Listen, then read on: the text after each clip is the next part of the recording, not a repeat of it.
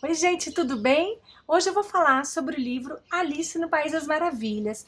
Esse livro, essa edição, foi feita pela editora Dark Side Books e foi traduzido pela Márcia Heloísa. A Márcia Heloísa, ela é uma tradutora e pesquisadora e ela tem muitos trabalhos publicados sobre a literatura e o cinema do horror.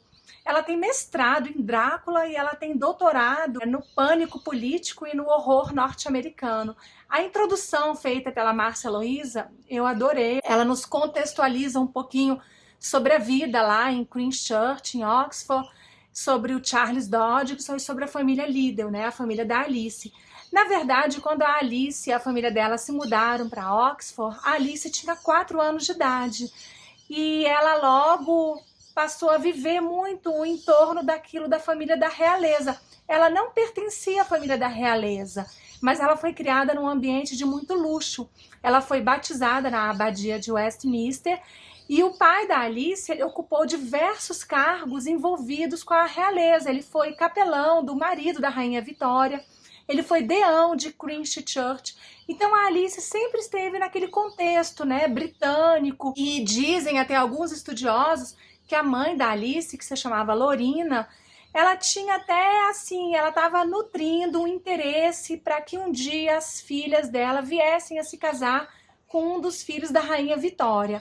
Mas isso acabou não acontecendo. Naquele contexto lá de Oxford, as 3 meninas, a Lorina, a Edith e a Alice, elas acabaram enchendo os olhos do Charles Dodgson, que logo ficou muito amigo da família. E o Charles Dodgson, ele tinha ido para Christchurch para ser professor de matemática, porque desde muito cedinho ele era muito bom em matemática e ele ganhou vários prêmios e ele foi convidado para lecionar lá, né, em Oxford. Ele frequentava os aposentos da família, ele era muito bom para contar histórias, então ele levava as meninas para passear, para passeios de piquenique, ele narrava histórias para elas e ele era muito bom também em tirar fotografias, ele tirava fotos das meninas que eram autorizadas pelos pais também. E ele, em um desses passeios de barco com as 3 meninas, parece que a Alice pediu para ele que não queria apenas que ele contasse a história, ela queria que ele entregasse para ela a historinha escrita. E isso foi feito, né? Depois de um tempo, passou um ano mais ou menos, ele entregou para ela As Aventuras de Alice no Mundo Subterrâneo, que foi a primeira história que ele escreveu depois que passou a ser Alice no País das Maravilhas. Quando ele entregou esse manuscrito para Alice, na verdade ele não tinha mais contato com a família, porque depois de um tempo a mãe da Alice conversou com ele e pediu para que ele não procurasse mais as meninas, tá? Não se sabe exatamente o motivo dessa briga, né? Passaram quase 2 séculos e até hoje existem muitas especulações. Existem pesquisadores que falam que existia um interesse dele, do Charles Dodgson, pela menina Alice. Existem outros pesquisadores que falam que ele teria interesse na irmã mais velha, na Lorina. E já outras pessoas dizem que ele estava tendo um casinho com a governanta da família. Mas, na verdade, depois que ele faleceu em 1898, dos 13 diários que ele deixou, 4 sumiram. Dos diários que ficaram, aquele que falava da briga com a família, ele teve as páginas arrancadas. Então, na verdade, o que existem são especulações. A Márcia Heloísa conta que ela pesquisou bastante, ela leu as entrelinhas do que teve contato com ela, e também ela até viu entrevistas que foram feitas com a neta da Alice, e a neta realmente fala que poderia haver o interesse dele pela Alice. Só que naquele contexto do século XIX, a gente tem que levar em consideração que naquela época era muito comum homens na faixa de 30 anos se interessarem por meninas de 11, 12 anos, né, de pré-adolescentes. Também era comum que os pais permitissem que os filhos tirassem fotos nuas, o que é muito estranho, né, pra gente, na nossa sociedade é algo assim abominável de se pensar que possa ter acontecido. É até muito, né, desconfortável a gente falar sobre essa questão, porque para os dias atuais, isso daí estaria característico como uma relação de abuso mesmo. Só que na época não era assim. Quando o Charles Dodgson faleceu, em 1898, né, no finalzinho do século XIX, foram encontradas quase 3.000 fotos com ele. E dessas fotos, muitas de meninos e meninas, e algumas meio seminus. Inclusive a Alice, uma das fotos famosas que rolou, que tem pela internet, tem por aí, é da Alice vestida de mendigo, com roupa rasgada, partes do corpo aparecendo, né, o que causa uma repugnância horrorosa. Mas assim, enfim, a Márcia Aloísa, ela fala que ela se rende à dúvida, como muitos outros pesquisadores, não tem como afirmar nada. O que se sabe é que a família se afastou dele e ele sempre viveu dessa forma, né, na sombra, meio escondido. Até o próprio livro ele não assinou como Charles Dodgson, colocou Lewis Carroll, porque ele realmente não tinha interesse de aparecer. E até bem perto da sua morte, a vida dele era estar envolvido com crianças. Ele sempre gostou desse mundo puerperil. A Alice cresceu, amadureceu, se casou, teve filhos. E até quando ela estava, né, adulta já, ele mandou uma carta para ela, dizendo que ela sempre seria a criança ideal. Que ele teve muitos outros amigos e amigas, mas que ela era a criancinha ideal. Um pouco antes da Alice falecer, em 1932, ela foi convidada para ir a Nova York para o centenário do Lewis Carroll. E lá ela foi recebida com toda aquela, né, a honraria toda. Ela ficou no Waldorf Story e tiraram muitas fotos com aquela menininha que seria Alice. No final da vida dela, ela chegou a confessar para um dos filhos, a Márcia Aloísa conta, que ela estaria cansada de tudo isso já. E a Márcia Aloísa traz uma fala que eu achei muito bonita na introdução. Ela fala que a Alice, ela sempre foi aquela menininha vista como mulher e depois ela foi uma mulher vista como menininha, né? O que deve ter sido até complicado para ela administrar isso tudo. E a Márcia Aloísa comenta também que ela prefere deixar o Charles Dodgson, né, na sombra, como ele prefere, e trazer a Alice para a luz, pela vida dela e por tudo que ela pesquisou. E é o convite que ela faz a nós, os leitores, que a gente veja a Alice dessa forma e que a gente se apaixone pela Alice, que ela merece isso, que a gente se apaixone por ela. A história Alice no País das Maravilhas, eu não vou contar aqui porque todo mundo sabe, né, da história. Mas assim, o que eu quero trazer, até porque eu estudo psicologia, falta 1 ano e meio para me formar, e me interessa muito esses assuntos relacionados ao que a leitura transmite para a gente. Então eu vou trazer pontos que me chamaram a atenção na leitura, que eu acho que podem ser, assim, alertado para as crianças quando as crianças estiverem lendo, porque na verdade são bons ensinamentos. O que eu achei muito lindo é que a editora Darkside traz aqui no final, olha, o manuscrito de Alice no Mundo Subterrâneo. Olha, tem os desenhos feitos pelo Charles Dodgson. Aí o manuscrito tá aqui todinho, tá vendo? As fotos muito lindas. Tem a foto da Rainha Vitória aqui.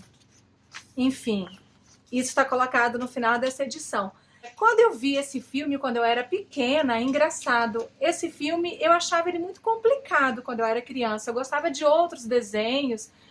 E depois eu li a historinha de Alice no País das Maravilhas, mas eu achei difícil na época. Esse ano eu voltei a assistir o filme no início do ano com as minhas filhas, e assim, me chamou muita atenção, porque a impressão que eu tive é que a Alice, depois que ela caía naquela toca do coelho, ela passava assim por uma sessão de psicoterapia, sabe? Como se ela tivesse voltado com uma posição mais firme, com mais personalidade. Logo no início do livro, a Alice está entediada, né? Ela tá lá com a irmã dela e ela estava lendo uma história, mas um livro que não tinha nem figurinhas, então ela estava muito, assim, incomodada.